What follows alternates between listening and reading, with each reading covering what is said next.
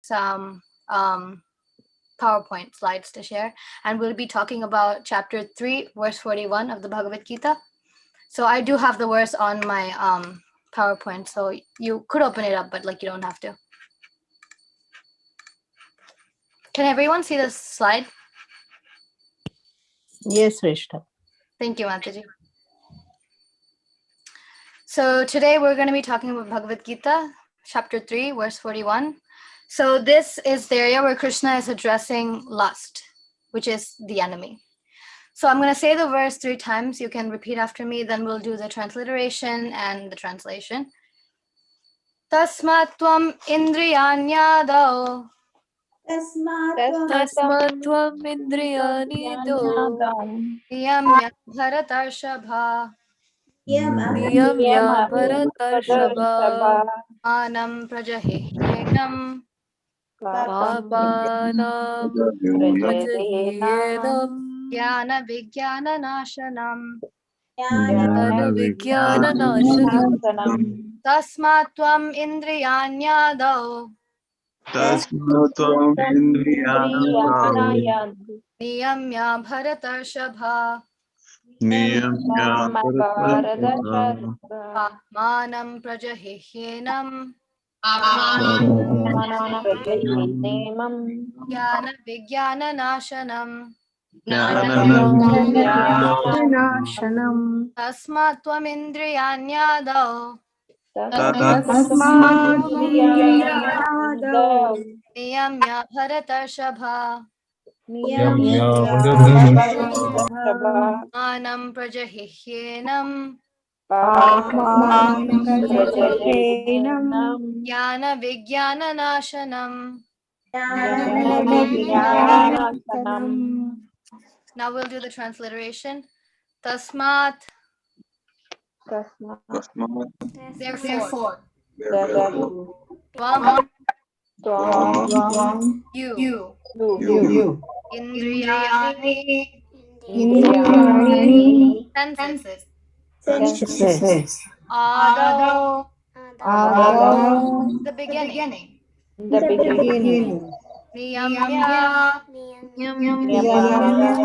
By regulating. Bharatarshava. O chief amongst descendants of Bharata. Papanam. The great symbol of sin. Prajahi. Curb. Certainly. Enam. This. Jnana. Of knowledge. Vijnana. And scientific knowledge of your soul. Nashanam. The destroyer. Translation. Therefore, Arjuna, best of the Bharatas, in the very beginning, curb the great symbol of sin, lust, by regulating the senses, and slay this destroyer of knowledge and self-realization. Purport by Srila Prabhupada. The Lord advised Arjuna to regulate the senses from the very beginning so that he could curb the greatest sinful enemy, lust, which destroys the urge for self-realization and specific knowledge of the self. Jnana refers to knowledge of self as distinguished from non-self, or in other words, knowledge that the spirit soul is not the body. Vijnana refers to specific knowledge of the spirit soul's constitutional position and his relationship to the supreme soul. It is explained thus in the Srimad Bhagavatam 2.9.31. Jnanam paramaguhyam me yad vijnana samanvitam sarahasyam tadangam cha grihana gaditam maya. The knowledge of the self and supreme self is very confidential and mysterious, but such knowledge and specific realization can be understood if explained with their various aspects by the Lord himself. Bhagavad Gita gives us that general and specific knowledge of the self. The living entities are parts and parcels of the Lord, and therefore they are simply meant to serve the Lord. This consciousness is called Krishna consciousness. So, from the very beginning of life, one has to learn this Krishna consciousness, and thereby one may become fully Krishna conscious and act accordingly. Lust is only the perverted reflection of the love of God, which is natural for every living entity. But if one is educated in Krishna consciousness from the very beginning, that natural love of God cannot deteriorate into lust. When love of God deteriorates into lust, it is very difficult to return to the normal condition. Nonetheless, Krishna consciousness is so powerful that even a late beginner can become a lover of God by following the regulative principles of devotional service. So, from any stage of life, or from the time of understanding its urgency, one can begin regulating the senses in Krishna consciousness, devotional service of the Lord, and turn the lust into love of Godhead, the highest perfectional stage of human life.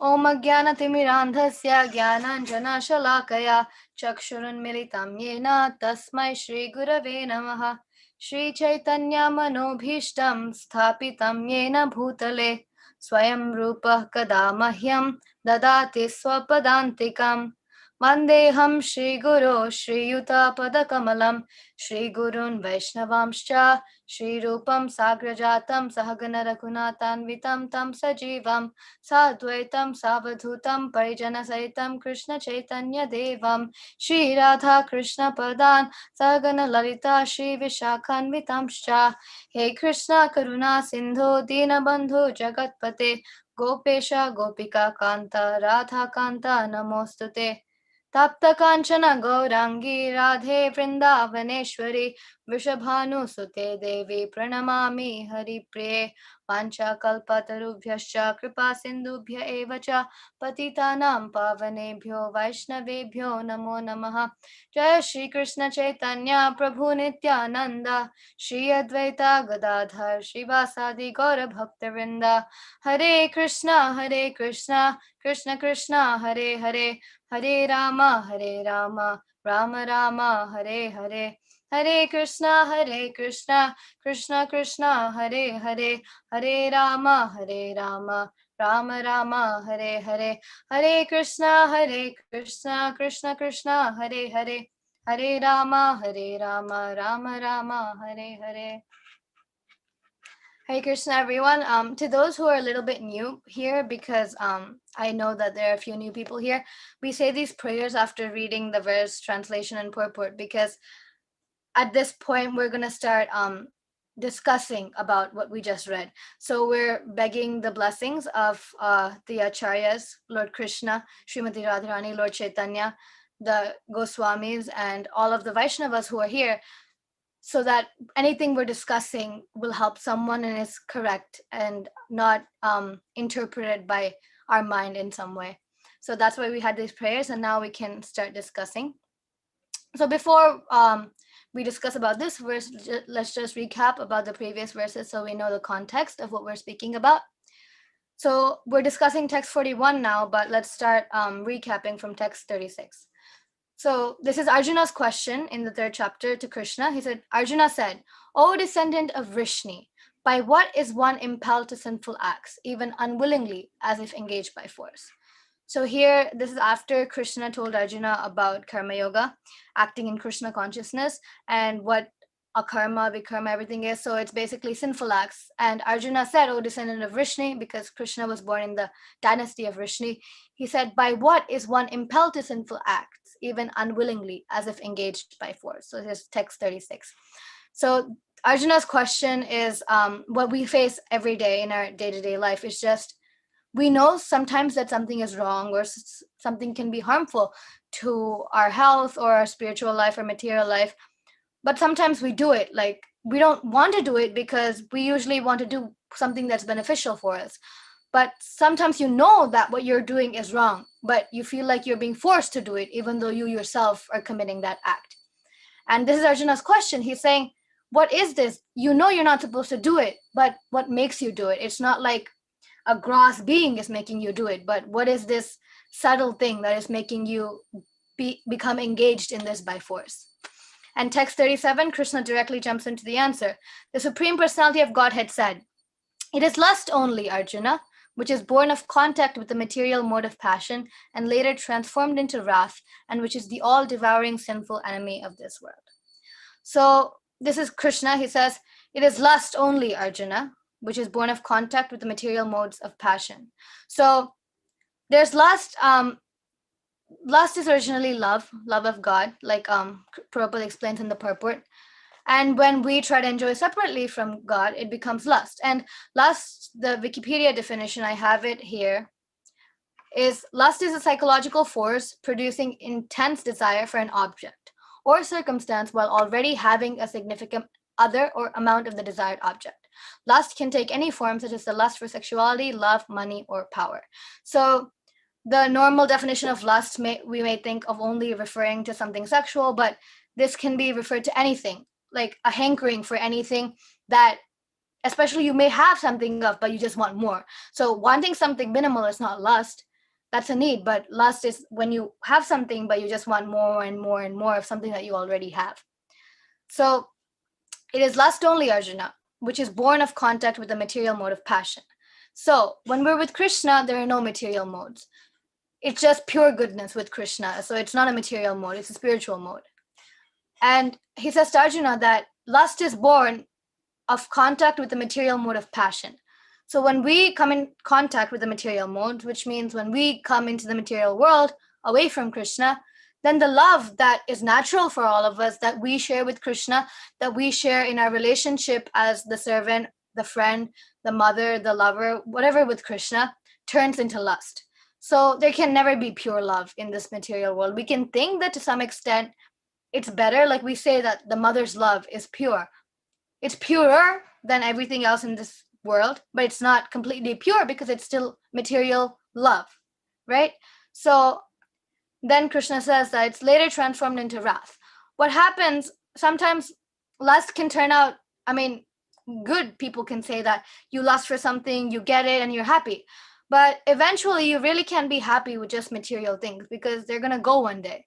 And most of the time, they don't even get them. Forget about leaving one day. When we don't obtain what we have that passion for, what we're trying to get, and we have that lust for, we become angry. And that's why he says later transformed into wrath. When wrath means anger, like big time anger. And wrath, what happens, just lots of things can happen with wrath against one person to another, or just even like just a small level of wrath can cause disasters.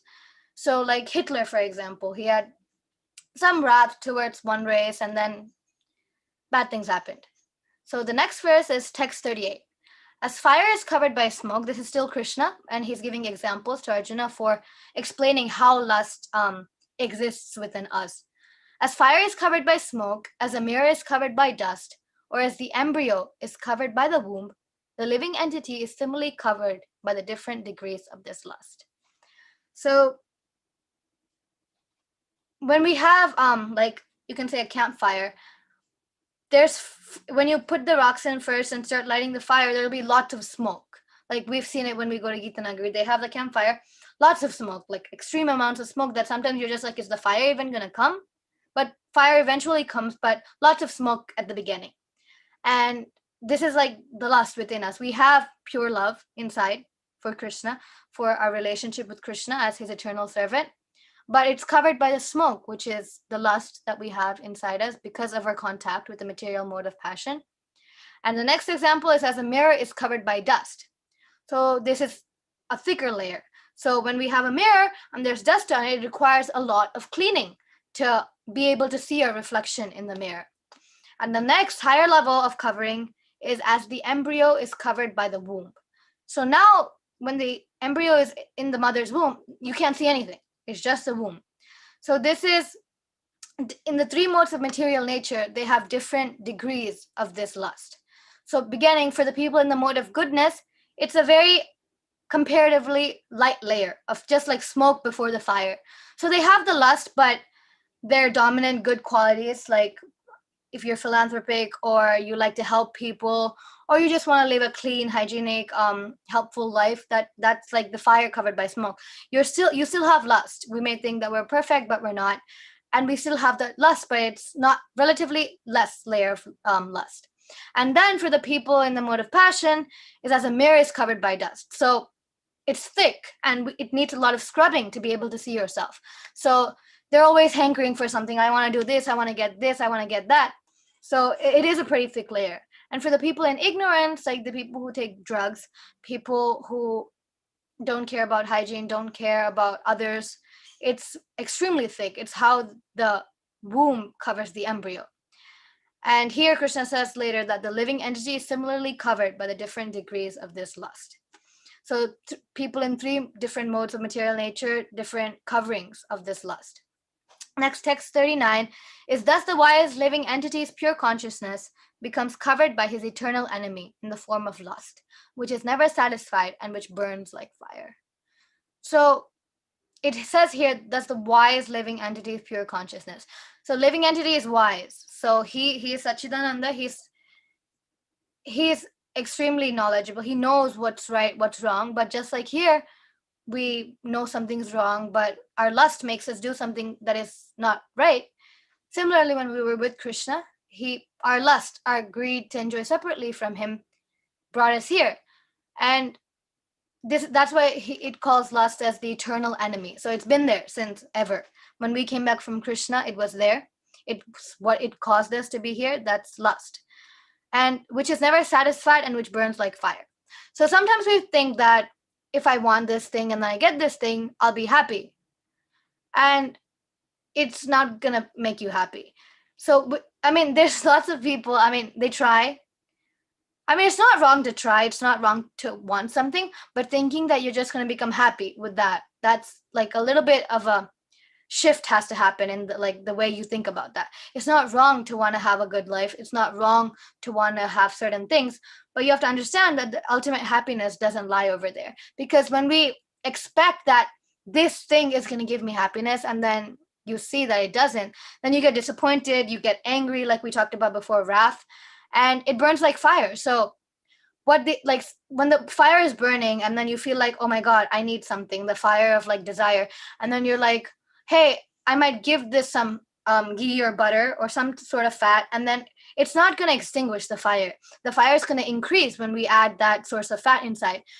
And similarly, when we want something and we equate it with happiness and say, I'm going to get this, I'm going to get this, I'm going to become happy when I have this, you're not going to become happy, or you're not going to become satisfied. Your fire of like hankering is just going to increase. So the best thing we can do here is, whatever you're doing, whatever you're hankering for, understanding that it's not wrong to hanker. I mean, you can say that you shouldn't want anything, but we're living in the material world, and it's really hard to not want anything, because we see that, I mean, people have stuff and sometimes they're outwardly happy because of the stuff. So it's natural to want to have that. But it's always important that in our mind, we know that, hey, this place is like an airplane. I mean, I'm going from this place to that place, and it's not like I shouldn't have proper facilities in the airplane, but I'm not gonna like damage my mental health just because the airplane doesn't have the facilities I want, because I know where I'm going and I know what's awaiting me when I go there. So suppose I'm going from New Jersey to India, and the plane ride 18, 19 hours might be like sort of like, it's really inconvenient, it's like congested, the airplane, but you know when you're there you're gonna go for a yatra in Vrindavan, and that's what you're thinking about. So doesn't mean you ignore your flight, doesn't mean if you want to go to the bathroom you're just like, you know what, that's it, I'm going there, so I don't care, I'm not going to go to the bathroom. You take care of that, but you're not going to break down if something doesn't go right in the airplane, because you know you have a destination awaiting you. So similarly, you don't think that by supplying the ghee to the fire, it's gonna satiate, it's just gonna get higher. And similarly with supplying the desires to our lust, it's not gonna work. So text 40 is, the senses, the mind, and the intelligence are the sitting places of this lust. Through them, lust covers the real knowledge of the living entity and bewilders him. So we have the senses, the 5 senses, the mind, and the intelligence. So these 3 things are basically what we are. So it's what controls all our activities. What everything we do revolves around all of these 3, and that's why lust, because the goal of lust, or our eternal enemy, is to control us. So it goes to the places by which we are controlled, or from where we are controlled the most. So Through them, lust covers the real knowledge of the living entity and bewilders him.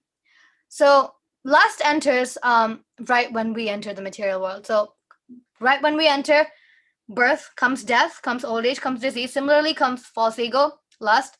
So when we come, it comes with us. And the job of lust is basically to bewilder us. We know when we're born, when we come out of the womb, it's in the Srimad Bhagavatam, it's explained by Kapila Muni that what the baby goes through in the womb, I mean, it's not easy. Like sometimes before I knew about this, whenever somebody was pregnant, it's like, oh, congratulations. Oh, the baby's kicking and everything. But now we still have that happiness because we're not, disconnected with the material world.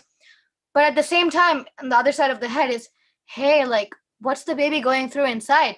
This baby is praying to Krishna saying, I'm sorry, it was a bad idea. But you gave me a chance. I'm getting this human life. I'm going to make it my last life and come to you. So, on the outside, we smile and say, hey, the baby's kicking. But we also know that, oh my God, the baby's in pain. It's getting bit and it's fainting at every second. It's trying to kick so that it can get rid of its pain. And it's trying to come out as soon as possible and make this its last life. So when the living entity comes, this is his state of mind. Krishna, I'm going to come. That's it. Like, this is going to be my last life. I'm not coming here anymore. When I get out of my mom's womb, I'm going to worship you. I'm going to do whatever I do in life as an offering to you. And at the end of this life, I'll come back to you. But what happens when we come is we come with false ego and lust. So when we have false ego and lust, our knowledge, the real knowledge that we come with when we're babies or when we're just born, that becomes covered completely. So when that lust enters, when we come out, then you see your parents fondling you or like playing with you, and you sort of start forgetting. And when you're getting older, then there's more interaction with outward sources, you're sleeping less, then you're completely forgetting about where you came from, where you have to go, and you're just sort of getting entangled in what you're seeing in front of you. And that's exactly what happened with all of us. And that's why sometimes I feel, especially when there's nothing much going around me, I feel that, oh my God, I'm so fortunate. Like, so many people in this world who don't know, and everybody wished the same thing when they were coming out of the womb. Krishna, please make sure that I don't forget about you. Please make sure that I make this my last life. But there's so many people out there who don't know. And what did I do to get this fortune? And like the Bhagavatam says, you didn't do anything. It's just costless mercy and some of the pious credits you may have had from your previous lives. So again, eternally grateful for that, all of us. And extremely grateful for getting a chance to read this literature, coming in touch with Srila Prabhupada and his literature, because there's so many Bhagavad Gitas out there, so many Bhagavatams out there, but none of them have what Krishna wants to give us. So none of them have an unadulterated form of the literature that Krishna wants to give us, the teachings that Krishna wants to give us. So extremely grateful for getting to read this with all of you. Now, the verse we're speaking about today is text 41. Therefore, O Arjuna, best of the Bharatas, in the very beginning, curb this great symbol of sin, lust, by regulating the senses, and slay this destroyer of knowledge and self-realization. So he says, O Arjuna, best of the Bharatas, in the very beginning, curb this great symbol of sin. So lust. So great symbol of sin. Sin means something wrong that you would do, which is a sin. And this is a symbol of sin because sin is an offspring of lust. So when you have lust, you do something which would be a sin. So this is the beginning of the great symbol of sin. By regulating the senses and slay this destroyer of knowledge and self-realization. So he's saying curb this great symbol of sin by regulating the senses. So the senses are what we interact with on a day-to-day basis. They're gross. You can't really control your mind and your intelligence because they're very subtle. But when you have, the first thing you should start with is your senses. You can control your mind and intelligence later, but first your senses, because you can see them, you do with them day-to-day life, and slay this destroyer of knowledge and self-realization. So here, Krishna says, control the senses. So that's the sense of sight, sense of sound, sense of taste, sense of touch, and sense of smell. So when you are unable to control your senses for small things, like maybe I want to hear some music which has some unwanted words in it, but I like it and I want to hear it. So you're like, oh, that's okay, it's just music, and you want to hear it. that it's going to start small, but if you don't stop it there, saying, hey, you know what, it may seem small now, but it's going to start with this, it's going to go somewhere else. So if you don't stop it there, it's going to go to like bad places. And same thing, sense of smell. If we're prohibited to eat meat, but then you enjoy the smell of meat and you say, you know what, that's okay, like I can smell meat, that's fine, like I shouldn't eat it, but I can smell it. Just that feeling of gratifying the sense of smell can make you say, hey, I feel like eating the meat, so I'm gonna go eat the meat, that's okay. But so it can lead to really wrong things. So even with small things like wanting to watch something which isn't going to help us in our spiritual life, or wanting to touch something which we're not supposed to touch, anything, if we stop it there, then our spiritual path is pretty much clear, and we're not going to be succumbing to like bigger pressures that this lust may put on us. So Rupa Goswami in the Nectar of Instruction, so Rupa Goswami is one of the great acharyas, and we follow in his footsteps. We're Rupanugas, which means he gave us the instructions that Chaitanya Mahaprabhu gave us, because he was one of Chaitanya Mahaprabhu's greatest followers. And the first verse he tells us is a sober vacho vegam manasa krodha vegam jihva vegam udaropasta vegam etan veganyo vishaheta dhira sarvan api mam prithivim sashishyat. A sober person who can tolerate the urge to speak, the mind's demands, the actions of anger, and the urges of the tongue, belly, and genitals is qualified to make disciples all over the world. So usually sober in the material terms is you're not drunk, you're fine, you're in your senses. So what sober means by the scriptures is you're a sober person when you can tolerate the urge to speak. One of the qualities in Kali Yuga, explained in the 12th canto of the Bhagavatam, is that they, just by talking, the way you talk, how much you talk, it proves your greatness. Even though like a really ignorant person can talk a lot, doesn't mean they know a lot. But in Kali Yuga, the age that we're in, if you talk a lot, people think you're smart. So a sober person can tolerate the urge to speak. He has to tolerate the mind's demands. So the mind can tell you a lot of stuff, and everything wrong that happens in this world happens with the demands of the mind.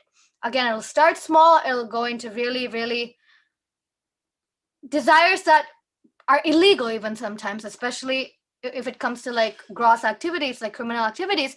It starts with the mind's demand to do something, a thrill factor, and then it goes to like bad places. It gets you into bad places, it gets somebody else into other bad places, because you were the perpetrator of some sort of bad thing to the victim who had karma, but you shouldn't be feeling that you are like the instrument in their karma. You're going to get karma when you do that. It's not like they have karma, so you're the instrument of karma, so you're not going to get any karma. It doesn't work that way.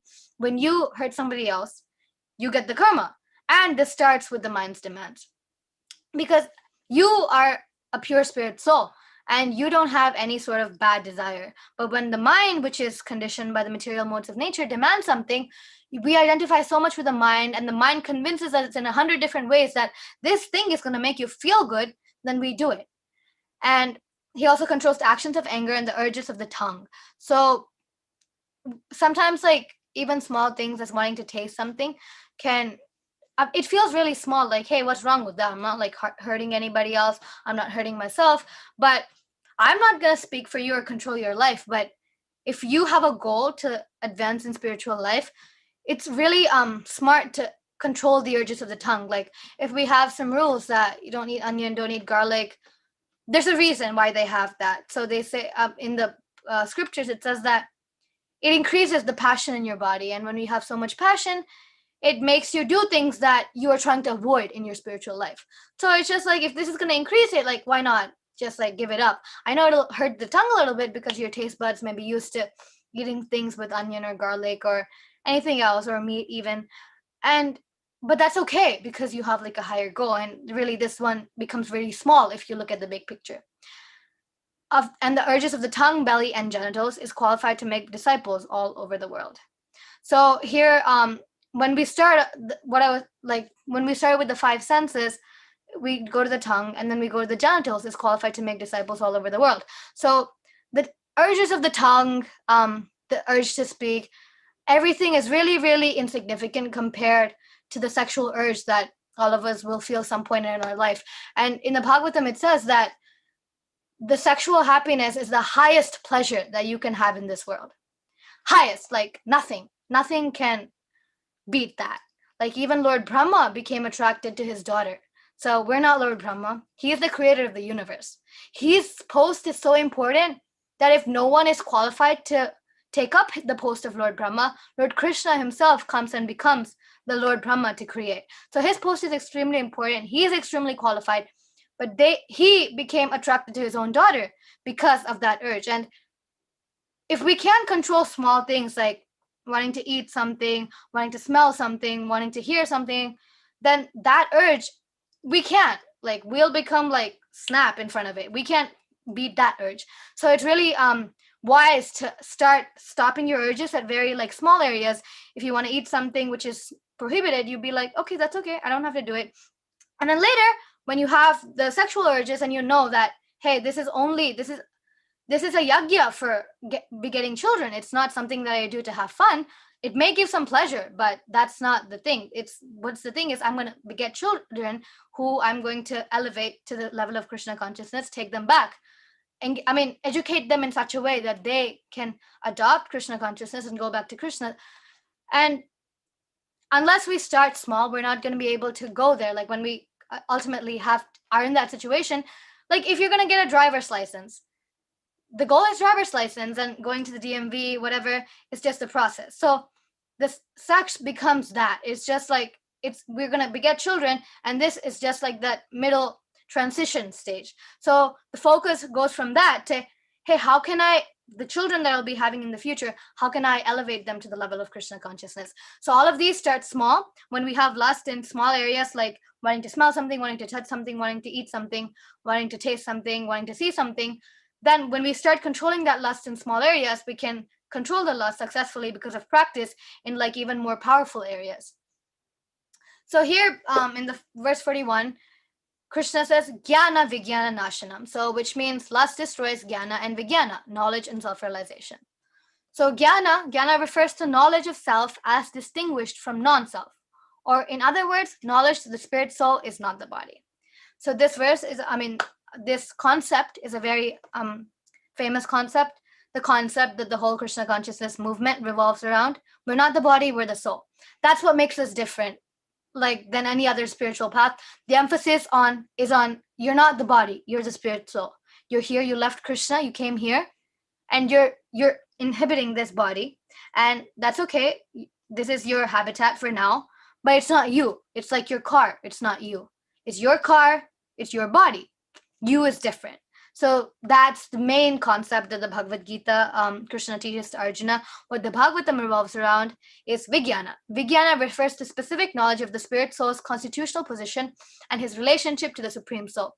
There's many people out there, like even in the general society, it's becoming a thing. Like once I was talking to this lady in the supermarket, random. It started off with asking about my tilak, and then it came to the body soul concept.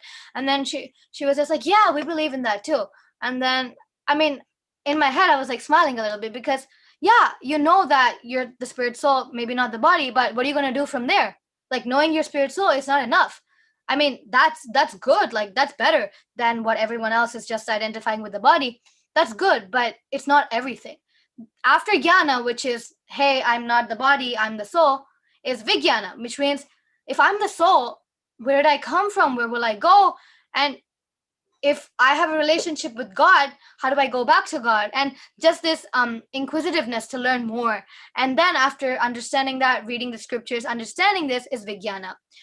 And this is a really good point for all the devotees because we, by Srila Prabhupada's mercy, by Krishna's mercy, have this Jnana and Vijnana. We know that we're not the body, we're the soul. We know that we are a servant of Krishna, part and parcel of Krishna, and we have to go back to Krishna. And we also know how we should go back to Krishna, and how we should tell everybody, share with everybody the knowledge about Krishna.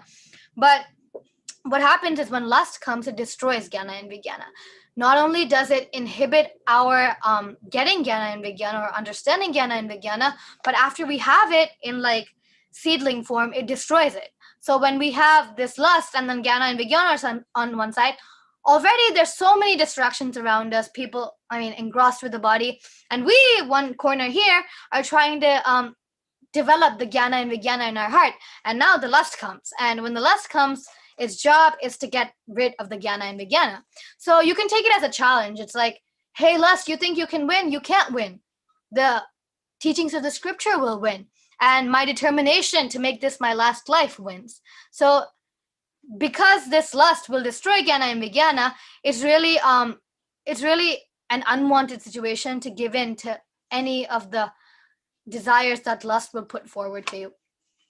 So a learned person may succumb to lust despite knowing that he's not the body. So all of us basically, even if you know everything, it's really easy to just go into lust, because sometimes it's not even like they don't even recognize, or we don't even recognize that, hey, I'm doing something wrong. You'll justify it saying, hey, it's just this, so that's okay, that's okay.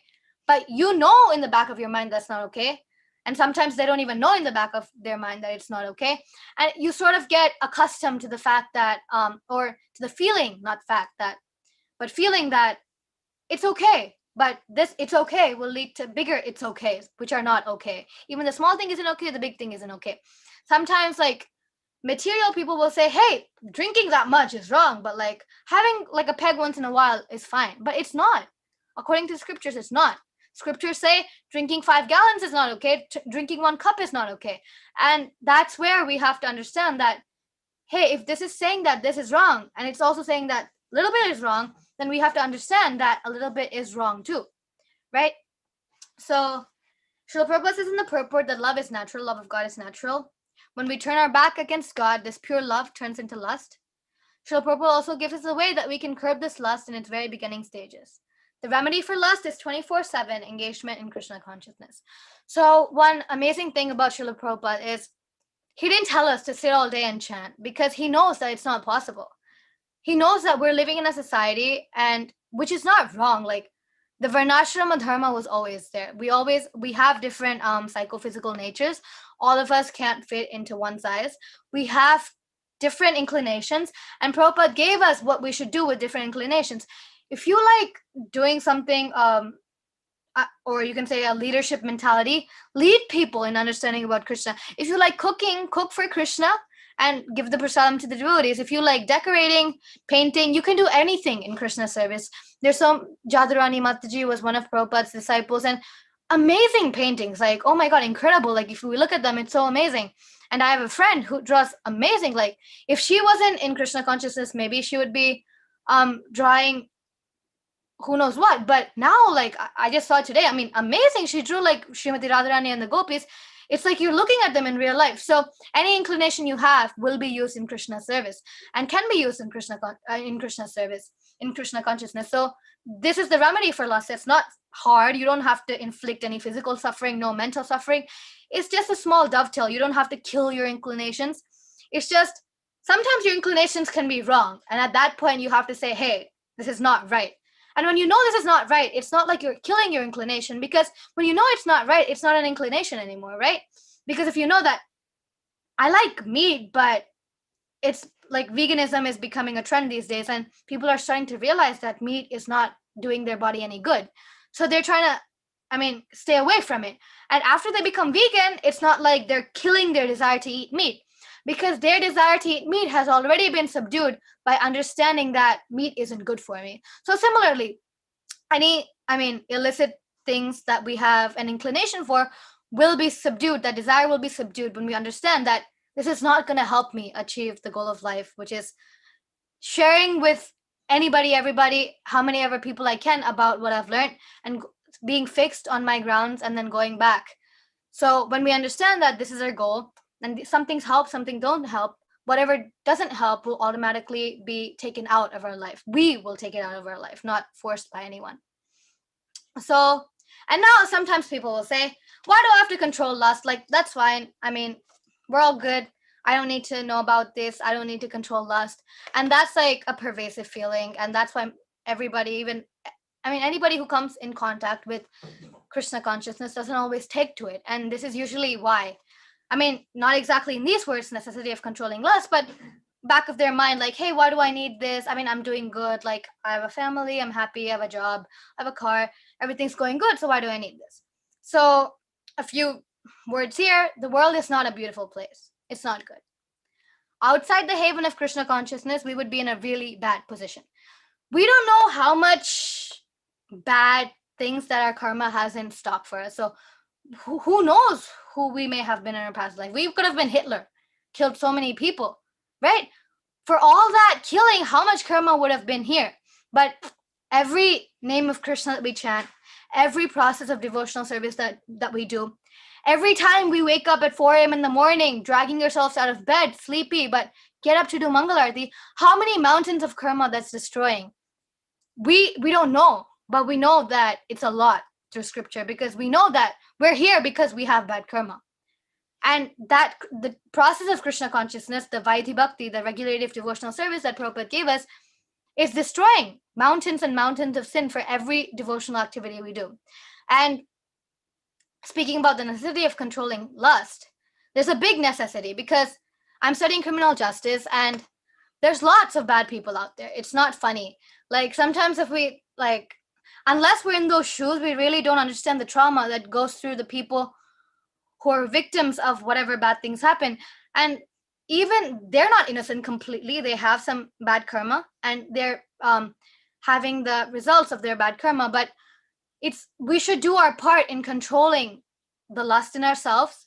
And even if 10% of the population starts controlling their lust, starts controlling their mind's demands, dovetailing their mind to Krishna consciousness, understanding that your life doesn't revolve around just what's around me, where am I getting happiness, what's this body, then you can, so many bad things will stop happening. Because everything, like studying the cases in my in college, it's so you can say funny, but also really sad to see how every bad thing that happens is just completely revolved around, I want this, I want that, or I feel this, I feel that. When we understand that what you feel, what you want doesn't matter, when you know you're the spirit soul and not the body, then all of the problems will go away. Like that's 100% confirmation, because anything that happens wrong in this world is because of identifying with the body.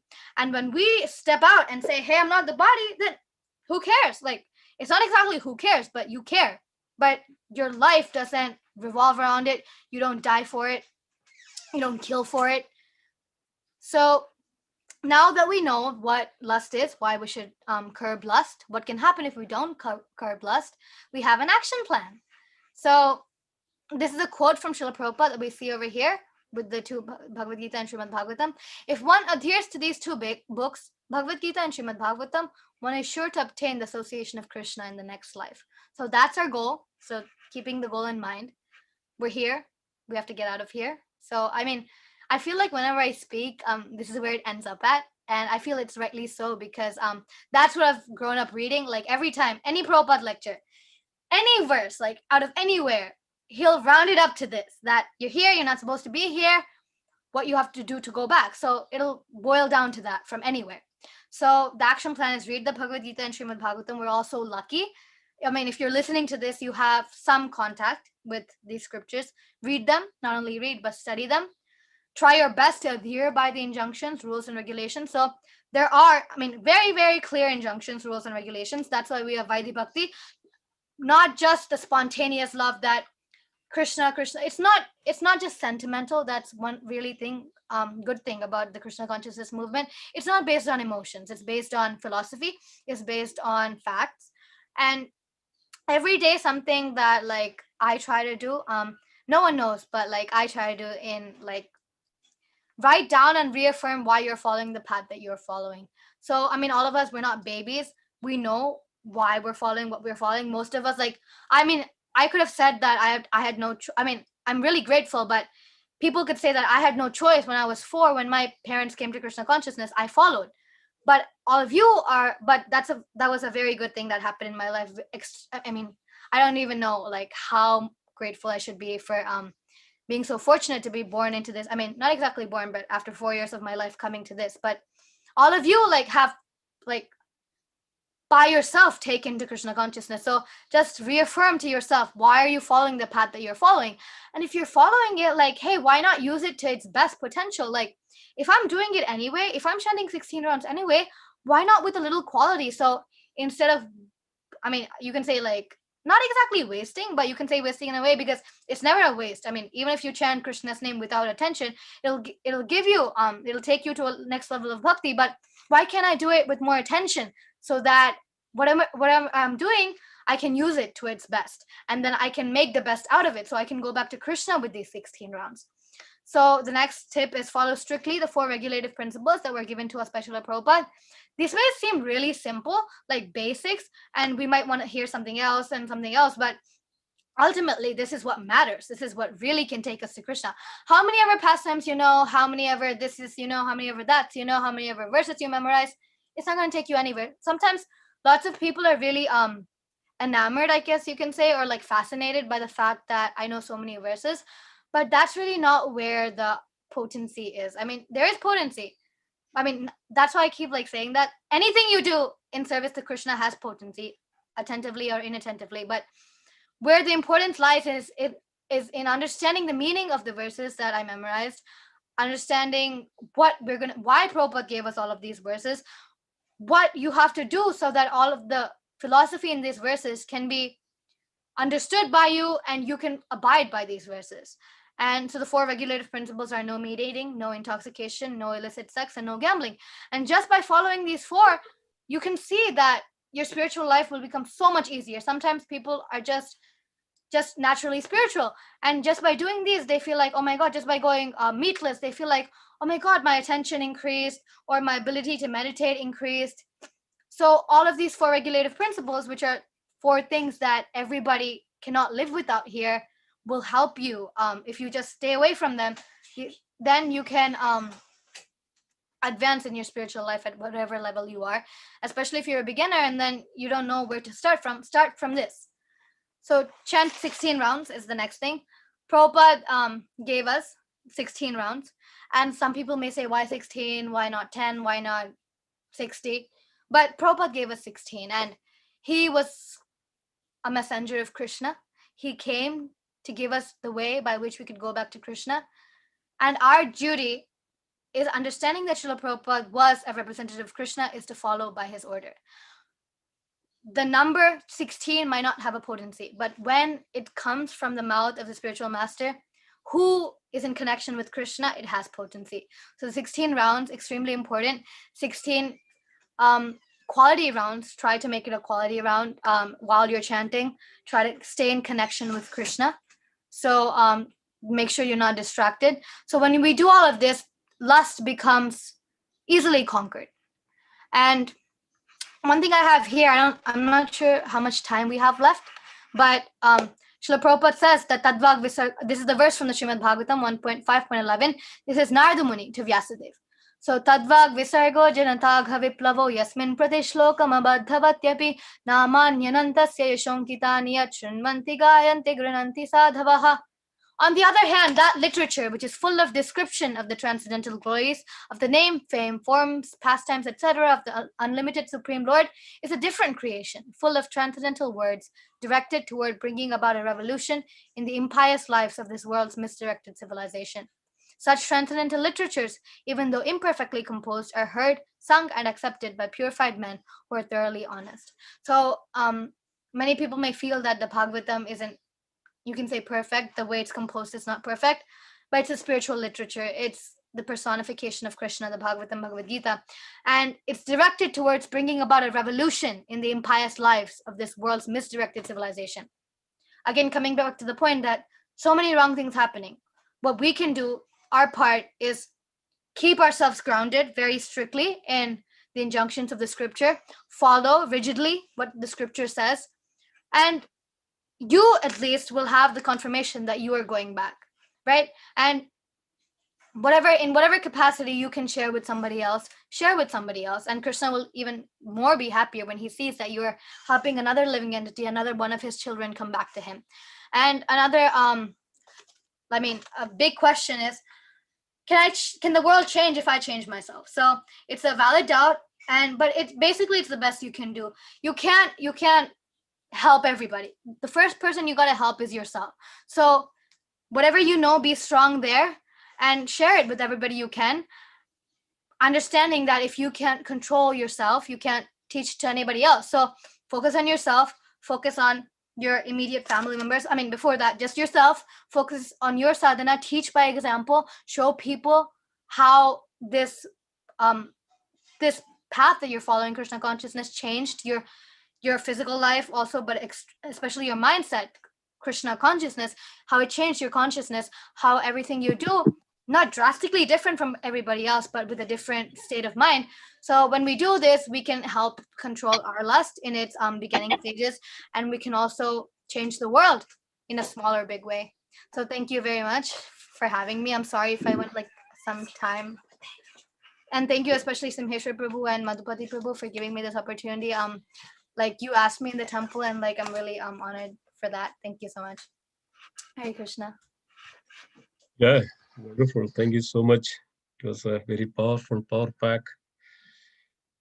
discourse. Sometimes in our company, people ask what the power can do. So I just realized this, what the power can do. So this is what the power can explain a lot of things. Very power pack. Thank you so much. It was so nice, so wonderful to hear from you. So many wonderful examples, points, up to the point what scriptures referring and the acharyas. So yes, it's a wonderful class. Thank you so much.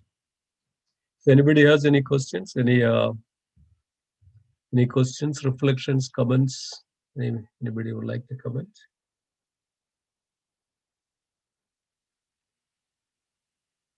Any questions?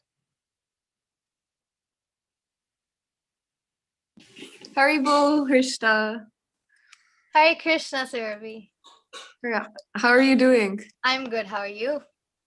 I really like the point about reaffirming why you're doing Krishna consciousness.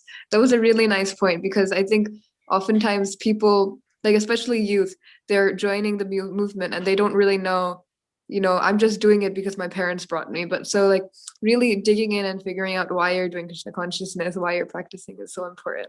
So thank you for that.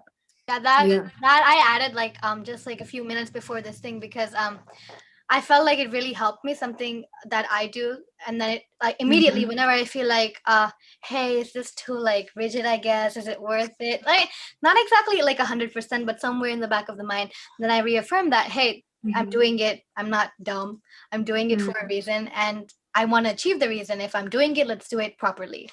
So that really helps. So this is something you do every day? I should do it every day, but I do it whenever I feel a little like, yeah. I mean, not fully, but whenever something feels a little bit too strict, or especially my schedule of sleeping by 7, getting up by 4, it can bring a few like into my brain sometimes. And then whenever I reaffirm, let's be like, Prabhupada gave us this. If I don't sleep at 7, I can't get up at 4. I really don't have a problem getting up at the 4 part, but sleeping at 7 sometimes. But then I feel like if I don't sleep enough, I can't get up in the morning. And Mangalarti is what Prabhupada gave us, which has potency, that time, that just doing what Prabhupada says has the potency. It helps us in many ways that we might not even know. So I do this whenever I feel a little. Thank you. Thank you for sharing. Overall, it was an amazing class. It was great to listen to you. Thank you. Thank you. Yeah. Wonderful. Anybody else? Comment, add? Any other reflections?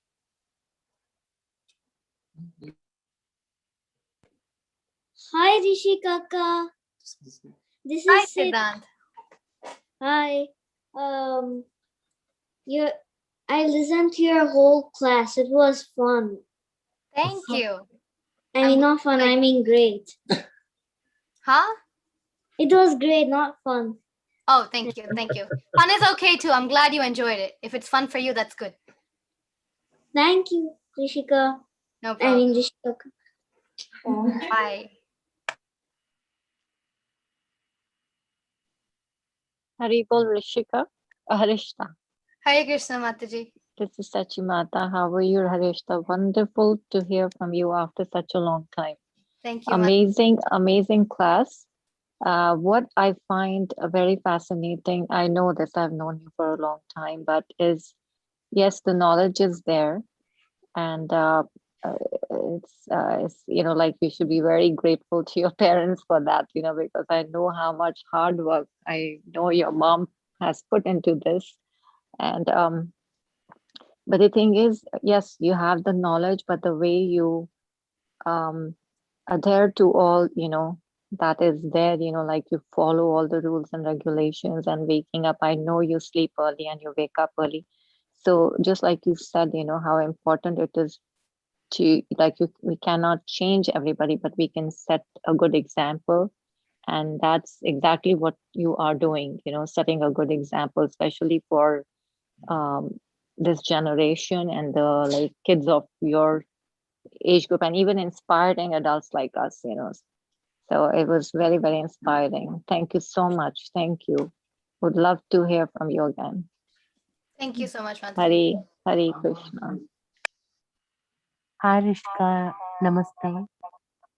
At a very small age, you have a lot of knowledge. Sorry for that sound. There is an echo. Yeah, at a very small age, you have really great knowledge. I think it's because of your parents that you have come into this path. I really appreciate them for what they're doing. And you taking it as your life's goal is something which is so fascinating for me. And knowing much of knowledge and following it is really great, is what I felt. Hare Krishna. Thank you for explaining things very clearly. Thank you so much, Mataji. And one thing I wanted to add to that was the determination to follow what I'm following comes from reading the scripture. So, I mean, if I read it in the beginning and then said, hey, I know, so I'm going to stop. I mean, I could say 99% I wouldn't have been here today, because when you read again, whenever you feel like, when you feel laxed a little bit, it helps you understand why you're doing what you're doing, like I mentioned. So the credit for that goes to the scriptures and reading again and again. Yeah, I think I also should be doing that if that is the reason. Hare Krishna. Hare Krishna Mataji. Thank you so much for wonderful class. That like good trees had good fruits. That is an example of, you are the example of good trees have good fruits. So really we are fortunate to have you in your class, in our association. Thank you so much. Hari Bol. Thank you, Mataji. Hey Rishika, this is Sunil Mamaya. So we all listen to your class, and once again, we are very blessed to have you in our family. So keep up the good work and keep inspiring all of us. Thank you again. Thank you so much.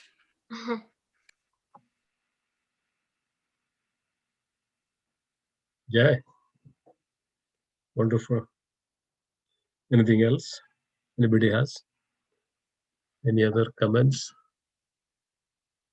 We have a few more minutes. Hare Krishna. Hrishta, this is Subal Das. Hare Krishna, Prabhuji. I'm sorry I missed your class. I just joined towards the fag end, like towards the end. But I just love the point you just made, like about Prabhupada, whatever Prabhupada said has great potential, even though we don't understand it. That's like really something which I've never thought in that terms before. Thank you for, that point. And really you kind of inspire everybody, including adults. Thank you. And I'm sure it was a wonderful class. Thank you, Prabhuji. I again want to say that I've said this before, but like not in this class, but before to other devotees, that whatever I have now is like a fruit of all of your blessings. So just the fact that the environment that all of you created, like if you didn't start what you started, the whole ISKCON of Central New Jersey temple or Bhakti Riksha's programs, I mean, I wouldn't know nothing about nothing. So thank you very, very much. I'm extremely grateful to that and for all of your blessings, even if you didn't do anything physically. But thank you. Thank you. Hare Krishna Rishi Akka. Hare Krishna Rishika Akka. Hare Krishna Rishi. Your presentation was great. Thank you. Thank you. Haribo, Hrishta, Mataji, please accept my obeisance. I've known you as Rishika. I know you as Hrishta Devi Dasi. But the best name which suits you is Mataji. Though in age, you're much younger than my youngest daughter. But you are Mataji because Mataji is a person from whom every living being, whether in the animal kingdom or the human species, learns. And from you, we learn so much. So spirituality also, and it reminds me of Prabhupada, and I think Sachimata mentioned that good fruits come from good trees, Prabhupada said. So you, Surabhi Mataji, are living examples. And finally, a few days back in Giriraj Swami's class, I had asked him, or actually a comment. Prabhupada gave the matchless gift of Krishna consciousness, bhakti. And then your Guru Maharaj, Srila Romapad Swami, his god brothers, Giriraj Swami and so many others, they accepted this gift. And that same gift that nurtured them, they helped hand it over to the next generation. How Krishna consciousness from Prabhupada started spreading. And then I was just thinking the responsibility that after the disciples, the grandchildren, so to say, of Prabhupada, we receive that gift and then we have to hand it over to the next generation.